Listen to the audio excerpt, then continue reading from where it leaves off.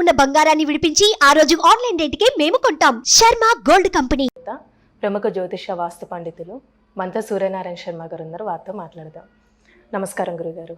నమస్కారం అమ్మ, శుభం బియాదు. గురుగారు, మనం పోయిన వీడియోస్లో చూసుకున్నట్లయితే కొన్ని రాశుల గురించి తెలుసుకున్నాం కదండి. ఇప్పుడు తులారాశి వారికి అండి అసలు ఈ నెలలో ఏ విధంగా ఉంటుంది, వీళ్ళకి సంబంధించిన పరిహారాలు ఏంటండి? ఈ తులారాశి వారికి ఆటోమేటిక్గా ఈ ఫిబ్రవరి 1వ తారీఖు 15 వరకు మనం చూసుకునేటప్పుడు గురువు యొక్క అనుగ్రహం అంటే తులారాశికి రాశి ద్వితీయ స్థానంలో మనం తీసుకుంటే ఈ గ్రహం దాకా మనవి తృతీయ స్థానంలో మనకు శుక్రుడు ప్లస్ కుజుడు యొక్క ప్రభావం కనబడుతుంది.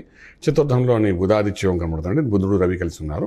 అలాగే పంచమంలో శనీశ్వరుడి అనుగ్రహం కనబడుతుంది. 6 ఇంట్లో రాహు యొక్క ప్రభావం పాజిటివ్గా ఉంది. సప్తమంలో గురుడు ఏ దోషం ఉన్నా అధిగమించి బుద్ధి తీసుకురావడానికి గురుడు అనుగ్రహం ఉంది. అలాగే వ్యయం ఖర్చు పెట్టే స్థలంలోని కేతు యొక్క ప్రభావం కనిపిస్తుంది. సో ఇలా ఉన్నాడు. కేతు 12 ఇంట్లో ఉన్నాడు కాబట్టి డెఫినెట్గా ఏదో ఒక క్షేత్ర దర్శనానికి ప్రయత్నం చేస్తాడు, అని పుణ్యక్షేత్రం తీసుకెళ్ళడానికి ప్రయత్నం చేస్తాడు. గురువు యొక్క అనుగ్రహం ఉంది కాబట్టి అన్యోన్యత భార్యాభర్తల మీద ఎటువంటి ఇబ్బంది లేకుండా అన్యోన్యత గురించి చేస్తాడు, శుభకార్యాలు చేస్తాడు. సో ఇప్పుడున్న తులారాశి వారికి చూసుకున్నప్పుడు గ్రహాలు అయితే ఆల్మోస్ట్ ఒక కుజుడు ప్లస్ శుక్రుడు కలిసి తృతీయ స్థానంలో ఉండడం అదొక చిన్న దోషం తప్ప మిగిలినవన్నీ బాగుందని చెప్తామన్నమాట. అలానే వీళ్ళకి ఆర్థికంగా ఏ విధంగా ఉంటుందండి ఈ నెలలో?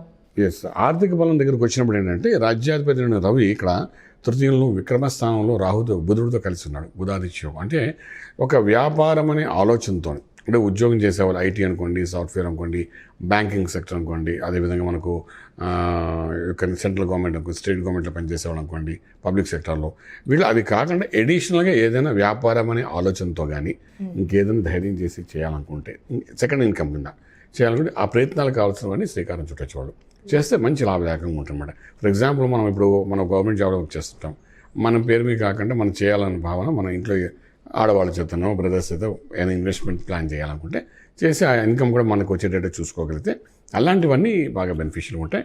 దానికి 15 డేస్లో ఏదైనా స్టార్ట్ చేస్తే మాత్రం సక్సెస్ఫుల్గా వెళ్తాయని చెప్తామండి. అలానే ఈ రాశి వారికి స్టాక్ మార్కెట్కి సంబంధించండి ఈ నెలలో అసలు వాళ్ళకి ఏ విధంగా ఉంటుంది? స్టాక్ మార్కెట్కి వచ్చినప్పుడు ఏమంటే వీళ్ళు steel, cement, iron, scrap, automobiles, petrol bunks సంబంధించిన వాటి మీద ట్రేడింగ్ అది చేసుకోవచ్చు స్టాక్ మార్కెట్లోని. చేసుకుంటే అది సక్సెస్ఫుల్గా ముందుకెళ్తుంది. లక్ కొంత ఫేవరింగ్గా కనబడుతుంది వీళ్ళకి. సో ఒక 5 to 10% ప్రాఫిటబుల్లోనే ముందుకెళ్ళడానికి అవకాశం చెప్తామండి. అలానే ఇప్పుడు సినిమా పరిశ్రమకి సంబంధించండి ఈ రాశి వారికి నెలలో వాళ్ళకి అసలు ఏ విధంగా ఉంటుంది? చాలా బాగుందమ్మా ఫిల్మ్ ఇండస్ట్రీ వాళ్ళకి కూడాను. కారణం ఏంటంటే ఇనిషియేట్ చేసుకోవాలి తప్ప ఇంకేం లేదు. 3rd house and 2nd house ఇవన్నీ కూడా కుజుడు కూడా మారుతాడు. 6వ తారీఖు నుండి డెఫినెట్గా ఫిబ్రవరి 6th నుండి మకరంలో కూడా ప్రవేశిస్తాడు. సో ఇక్కడ ఏంటంటే అక్కడ శుక్రుడు ఒక్కడిగా ఉంటాడనమాట. ఉండడం వల్ల ఏంటంటే విక్రమస్థానంలో శుక్రుడు ఒకడు ఉన్నాడు కూడా, అంటే రాష్ట్రాధిపతిగా ఉండడం వల్ల కూడా అది మంచి బెనిఫిటే. సో కొత్త ఇన్వెస్ట్మెంట్ ప్లాన్స్ ఏమైనా చేసుకోగలిగితే ఫిలిం ఇండస్ట్రీ వాడు అది సక్సెస్ఫుల్. అంటే ప్రొడ్యూసర్స్ కొత్తగా ఏమైనా అగ్రిమెంట్స్ చేసుకున్నా, అలాగే డైరెక్టర్స్ కూడా కొత్తగా అగ్రిమెంట్స్ ఏమైనా చేసుకుని కొత్త ఫిలింకి శ్రీకారం చుట్టడానికి ప్రయత్నించగలిగితే బిట్వీన్ 14, 15, 16 ఆ టైంలో అన్నమాట. ఆ టైంలో కానీ మొదలు పెట్టగలిగితే మాత్రం అది ఓ మంచి చేంజ్ ఇన్ లైఫ్ అన్నట్టుగా ఉంటుందని చెప్పగలుగుతామండి. అలానే ఇప్పుడు రాజకీయ నాయకులకండి అసలు ఏ విధంగా ఉంటుంది రాశి వారికి చెందిన వాళ్ళకి? రాజకీయ నాయకులకి కొంతవరకు న్యూట్రల్గా ఉంటుందమ్మా. ఈ 15 రోజులు కూడాను ఆగమ గోచరంగా ఉంటుంది. ఏం చేయాలో తెలియదు, ఏం మాట్లాడాలో తెలియదు. ప్రతి మాటలోని ద్విస్వభావం కలిగిన భాష రావడము, దానివల్ల అపార్థాలు చేసుకోవడము, ఇవన్నీ వాళ్ళకి కనబడుతున్నాము. ఎందుకంటే ఈ రాశి అంటే తులారాశిలో ఉండి రాజకీయ రంగంలో ఉండే వాళ్ళకి ఎవరైనా ఇన్ జనరల్గా కూడా పెద్ద సక్సెస్ఫుల్ కనబడదు. అందువల్ల ఇప్పుడు వాళ్ళకి వాక్శుద్ధితో అన్ని చేయాలి, మాటకారితనంతో అన్ని పనులు చేయగలగాలి. ఈ వాక్శుద్ధి మాటకారితనం చేసే దానికి అధిపతి అయినట్టు కుజుడు ఎవరైతే ఉన్నాడో వాడు ప్రస్తుతానికి బలహీనంగా ఉన్నాడు.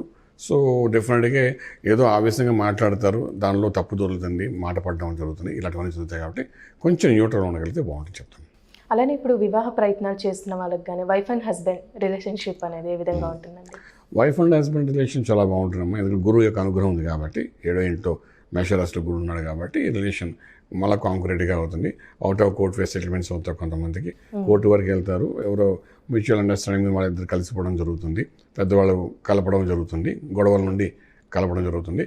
అలాగే మీరు అన్నట్టు శుభకార్యాలు అన్నప్పుడు గృహప్రవేశం చేయడం, శంకుస్థాపన చేయడం, భూమి పూజలు చేసుకోవడము, ఇక ఉపనయన సంస్కారాలకు చేసే ప్రయత్నాలు చేయడం, ఇవన్నిటికీ శ్రీకారం జరుగుతుంది. ముహూర్తాలు లేవు కాబట్టి 15 రోజులు ఏమి జరగకపోయినప్పటికీ, ఎందుకంటే శూన్యమాసం కింద లెక్క వస్తాం కాబట్టి డెఫినెట్గా 14వ తారీఖు నుండి ఇప్పుడు అనుకున్న వాటికి ఫలితాలు 14 నుండి బాగానే ఉంటాయని చెప్తాం. ఇప్పుడు విదేశాల్లో ఉన్న వాళ్ళకి కానీ విదేశాలకి వెళ్ళాలి అనుకుంటున్న వాళ్ళకంటే ఈ రాశి వారికి ఏ విధంగా ఉంటుంది అసలు? విదేశాలకు వెళ్ళే వాళ్ళకి అనుకూలంగా ఉందమ్మా. చదువుకోవడం కోసం వెళ్ళే వాళ్ళకి మంచి అనుకూలమైన టైం ఇది. సో అప్లికేషన్స్ నింపడం, దానికి కావాల్సిన ప్రాసెస్ చేయడం చేసుకోవచ్చు. అలాగే విదేశాల్లో ఉన్నవారు కూడా ఇప్పుడు బాగుంటుంది. విదేశాలకు వెళ్ళాలి, సెటిల్మెంట్ అవ్వాలి, ఉద్యోగరీత్యా అనేవాడు మాత్రం కొంచెం ఆగి కొంచెం ప్రయత్నం చేయాలి. ఈ 15 రోజులు పెద్ద అనుకూలంగా వాళ్ళకి లేదని చెప్పొచ్చు మనం. అలాగే ఇప్పుడు సంతానం పరంగా ఈ రాశి వారికి ఏ విధంగా ఉంటుందండి ఈ నెలలో? సంతానం అనేసరికి పంచమ భావమ్మ. ఈ రాశి నుండి పంచంలో శనీశ్వరుడు కూర్చున్నాడు, మంచి యోగంలో ఉన్నాడు, స్వక్షేత్రంలో బలంగా ఉన్నాడు. పిల్లల చదువు కోసం కానీ లేకపోతే పిల్లల వ్యాపారం కోసం కానీ ఏదైనా ఇన్వెస్ట్మెంట్ ప్లాన్ చేయగలిగితే వాళ్ళ ద్వారా కొన్ని బెనిఫిట్స్ కూడా వచ్చే అవకాశం ఉంటుంది. అక్కడ శనీశ్వరుడు పంచంలో ఉన్నంతకాలం తులారాశి వారికి ఆ బెనిఫిట్ ఉంటుందన్నమాట. ఎందుకంటే అక్కడ 2 years వరకు కూడా శనీశ్వరుడు వాడు కదలడు. సో వాడు ఉన్నంతకాలం మంచి ఫలితాలు వస్తాయి. పిల్లల ద్వారా బెనిఫిట్, పిల్లల ద్వారా ప్రోగ్రెస్, పిల్లలకి అన్ని బెనిఫిట్స్, ఇలా రకరకాలుగా పిల్లల విషయంలో మాత్రం ఎటువంటి ఇబ్బంది పడే అవకాశం అయితే కనిపించింది. అలానే ఈ రాశి వారికి లక్కీ నెంబర్ అంటూ ఉందా అండి? లక్కీ నెంబర్ 9 పాజిటివ్గా పనిచేస్తున్నామా. అది 15 రోజులు చక్కగా వాడచ్చు. అంటే టోటల్ 9 చాలామంది అడిగి లక్కీ నెంబర్ 9 అంటే ఓన్లీ 9 అని. బట్ 3, 4 అంటే 7+2 అంటే 2, 3, 4 వేసుకున్న టోటల్ 9 వస్తుంది. సో అవి అలాగా మరి ఆ డేట్స్లో కూడా నెంబర్ 9 అనుకుంటే ఫర్ ఎగ్జాంపుల్ 18 టోటల్ 9 వస్తుంది.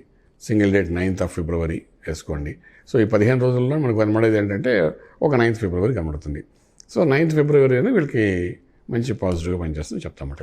అలానే ఆరోగ్యం పరంగా ఈ రాశి వారికి ఏ విధంగా ఉంటుందండి? ఆరోగ్యం దగ్గరికి వచ్చినప్పుడు 6వ స్థానంలో మనకి ఏంటంటే ఆల్మోస్ట్ రాహు కూర్చున్నాడు. యోగానికి తీసుకెళ్తాడు, అనారోగ్యంలో తీసుకున్నట్టు రక్త సంబంధమైన సమస్యలు తీసుకొస్తాడు. గురు అనుగ్రహం ఉంది కాబట్టి అది కొంచెంగానే ఉంటుంది. ఇది మన నాభి భాగంలో సమస్యలు వస్తాయమ్మా. గ్యాస్ట్రిక్ ఇష్యూస్ రావడం, అలాగే ఇండైజెషన్ ప్రాబ్లం రావడం, ప్యాంక్రియాస్ వరకు కూడా దాని ఎఫెక్ట్ రావడం, అది depends upon the person to person అనమాట. సో మనం కొంచెం ఆహార నియమాలు జాగ్రత్త పాటించగలిగితే బాగుంటుంది. అపార్ట్ ఫ్రమ్ దట్ ఏంటంటే ఇక్కడ శనీశ్వరుడు మంచి యోగాన్ని ఇస్తున్నాడు కాబట్టి ఆంజనేయ స్వామికి ఆరాధన చేయండి. సంకట విమోచన చేసే ఆంజనేయ స్వామికి ఆరాధన చేయడం ఏంటంటే డెఫినెట్గా ఈ సంకటాలు ఏవైతే ఉన్నాయో శరీరం